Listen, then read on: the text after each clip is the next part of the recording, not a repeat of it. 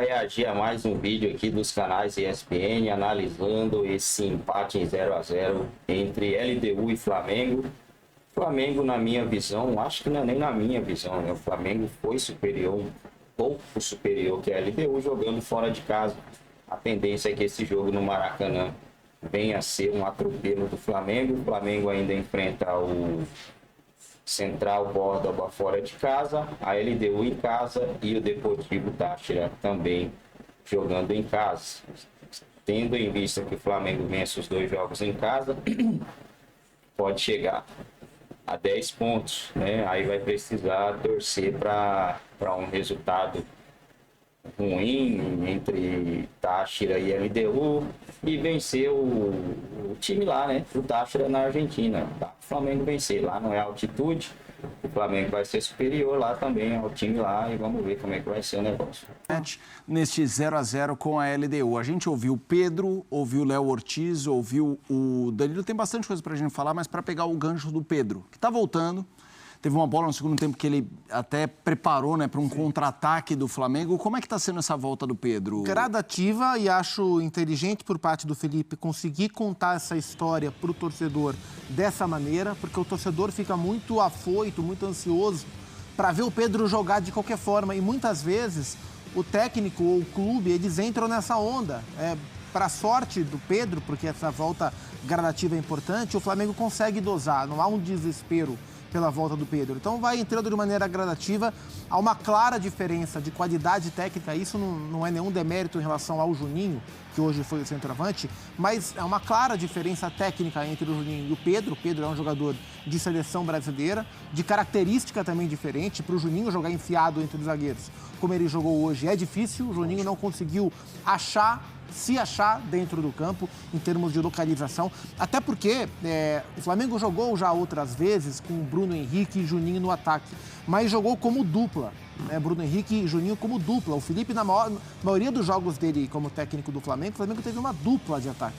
Hoje não, o Bruno foi ponta esquerda, o Gerson meia direita e o Juninho centroavante. Ele ficou encaixotado e não foi o jogo dele. Quando o Pedro entrou, ficou mais confortável para o Pedro esse encaixe dentro do jogo, além de uma qualidade técnica maior. E o Pedro louco para mostrar serviço, com menos tempo em campo, mais caixa, mais físico para mostrar. Então é uma volta que está sendo bem feita. É natural que hoje não tenha aparecido tanto, porque o Flamengo individualmente não se destacou, mas a gente viu contra o Juventude, por exemplo, uma volta ao Maracanã triunfal por parte do Pedro.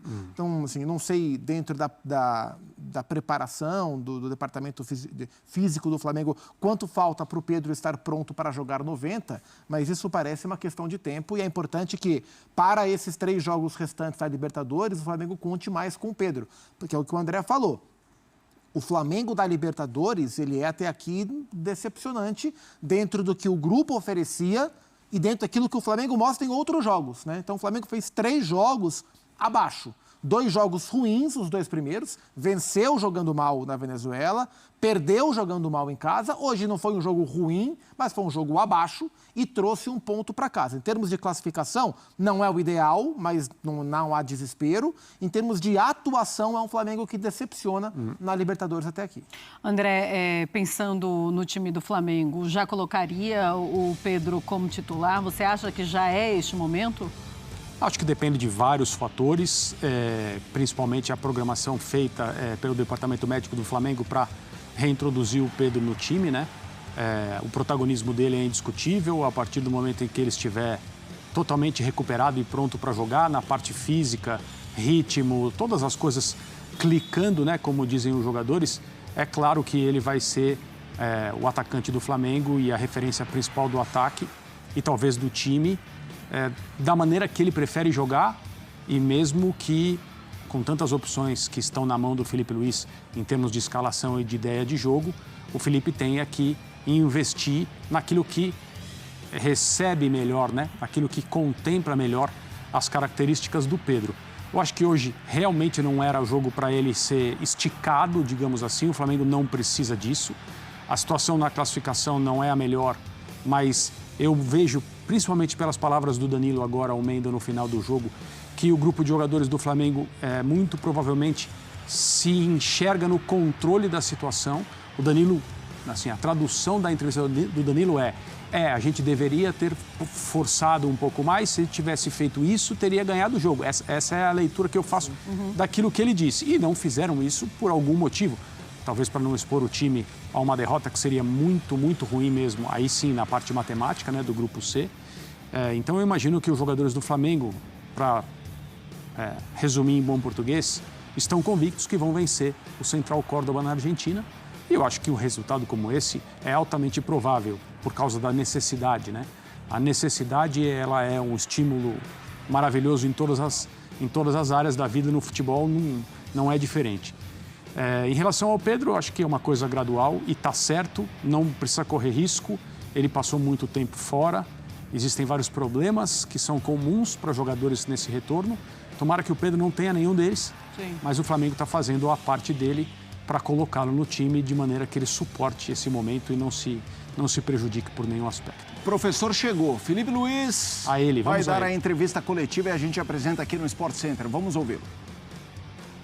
Oi, Felipe. Letícia Marques, do GE, tudo bem? Queria que você pudesse falar um pouquinho do Plata. Na última coletiva, você rasgou elogios a ele e tinha muito uma expectativa aqui por parte dos equatorianos em vê-lo em campo. Então, queria que você pudesse falar... Desculpa, pode falar, desculpa. Nada. Queria que você pudesse falar como você lidou com essa ausência de última hora do jogador e se no seu plano inicial de jogo ele seria titular e você precisou adaptar. Sim, ele seria titular. Falei com ele antes do jogo do Vasco. Disse a ele o planejamento que eu tinha para ele nos próximos jogos. Como falei para vocês, é um jogador muito importante para mim. É um jogador muito especial, tem todas as qualidades e características que eu gosto. Tem a fase ofensiva, defensiva, sabe atacar espaço, mas também sabe jogar pressionado, sabe associar com os companheiros, é um jogador muito importante. Infelizmente ele sentiu uma dorzinha no joelho diferente aí, que vamos ter que esperar a análise, né, dos exames para ver o que realmente aconteceu. Eu acho que além do treinador que ficou triste de não poder utilizá-lo, ele mesmo foi o que mais sofreu com essa não possibilidade de jogar na casa dele, no país dele, contra a LDU. Sei que ele queria muito, ficou muito frustrado e triste e chateado por não poder jogar, mas espero que ele possa se recuperar pronto, porque ele sabe disso, que ele é muito importante para mim e para a equipe. Felipe, boa noite. Boa noite. Queria que você fizesse uma avaliação da partida e da própria postura do Flamengo. Eu conversei com alguns torcedores da LDU que se mostraram surpresos e alguns até irritados pelo fato de que a equipe da casa não conseguiu se impor, não conseguiu o domínio efetivo da partida, né? Bom, boa noite. Eu vim jogar no Equador algumas vezes, né? E sempre é muito difícil jogar no Equador, não, em Quito, desculpa, no Equador, mas na altitude de Quito. E sempre é muito difícil. Já tomei aqui goleadas, também já venci um jogo aqui, mas sempre é um jogo muito complicado, porque todo o contexto é diferente. A bola é muito mais rápida, os domínios eles escapam do pé. Às vezes o jogador está acostumado a dar um passe na frente e ela vai embora, porque ela não freia, a bola vai embora. Então, conversei bastante com os jogadores e optamos por um plano de aproximação, de passes mais curtos e principalmente saber que o adversário também cansa e também corre, também tem que correr na altitude, por mais que eles estejam adaptados, estejam já totalmente aclimatados aqui, mas fazer eles correrem atrás da bola frustra e cansa, e eles não podem fazer o volume que eles costumam fazer na casa deles. Eu assisti, bota aí, desse ano praticamente todos os jogos deles, e em casa é impressionante o volume que esse time tem, né? E também analisei os times que jogaram aqui com linha de 5, sofreram muito porque eles conseguem te afundar para dentro da tua área, e com um número de cruzamentos muito altos e chutes de fora da área, rebotes, e principalmente o Arce, né, que é o cabeceador tão poderoso nesse jogo aéreo, eles acabam te empurrando e você acaba não conseguindo sair, né? Então, às vezes, dá uma falsa sensação de que o espaço está ali, mas você acelera, acaba perdendo a bola, tem que correr atrás da bola, isso depois do segundo tempo se nota muito. E então, eles fizeram uma pequena mudança, jogaram com 2 volantes, eu esperava que eles viessem com 4-3-3, e optaram por individualizar no Arrascaeta, né? Com o volante, marcou o Arrascaeta praticamente o jogo todo. Mas isso nos dava a possibilidade de sair. O difícil era também acelerar, porque, como eu falei, cada passe no espaço ela vai embora. Por exemplo, o Gerson recebeu uma perfeitamente e o passe era perfeito para o Wesley se fosse no nível do mar, mas aqui acelera, ela vai embora. E isso os jogadores entenderam rápido com o treino de ontem, com o jogo de hoje, então optaram por ter um jogo mais de controle o tempo todo e esperar pelas chances aparecerem, pela atração do adversário na pressão da bola. Tivemos aí oportunidades, né, de finalizar, de chegar perto da área e depois não conseguimos fazer, mas pelo que eu vi principalmente do jogo do Táchira, é que a LDU dominou todo o segundo tempo e foram mais de 15 cruzamentos na área. Aqui foram só os últimos, se não me engano, 5 ou 10 minutos. Então eu acredito que tenha sido um jogo importante, muito bom dos meus jogadores. Eu estou muito orgulhoso do esforço que eles fizeram, porque é muito difícil jogar aqui. Felipe, boa noite. Rafael Grande, da TV Globo. Eu queria até pegar esse último gancho que você disse sobre a opinião que você teve do desempenho dos atletas, né? Se dentro do que você pensou de estratégia, do que você pediu para eles, se você acha que eles conseguiram responder bem ao que estava combinado e também se fisicamente os jogadores, na sua opinião, conseguiram se adaptar a essa condição, se alguém precisou de alguma ajuda extra, de repente, no intervalo. Se puder falar um pouco para a gente como é que foi seu ponto de vista sobre isso. Obrigado. Bom, primeiro o jogador, eu acho que só o Bruno, né, que pediu auxílio de oxigênio, mas assim, todos sentem, todos, só que assim, eu também peguei os dados do ano passado, dos jogadores que menos sentem. Bom, galera do Mengão, é isso aí, rapaziada, um empatezinho aí muito importante, né? O Flamengo não deixa a LDU descolar, porque se a LDU descola, vence essa partida aí, a LDU ia 6 pontos, o Flamengo ia continuar com 3. Aí tem a questão do Central Córdoba enfrentar o time mais fraco do grupo, que é o Táchira, né? Então, esse ponto aí deixa o Flamengo vivíssimo na competição. O Flamengo ainda tem chance até de liderar o grupo, né? Se o Flamengo vence os 3 jogos que faltam, ele vai a 13 pontos.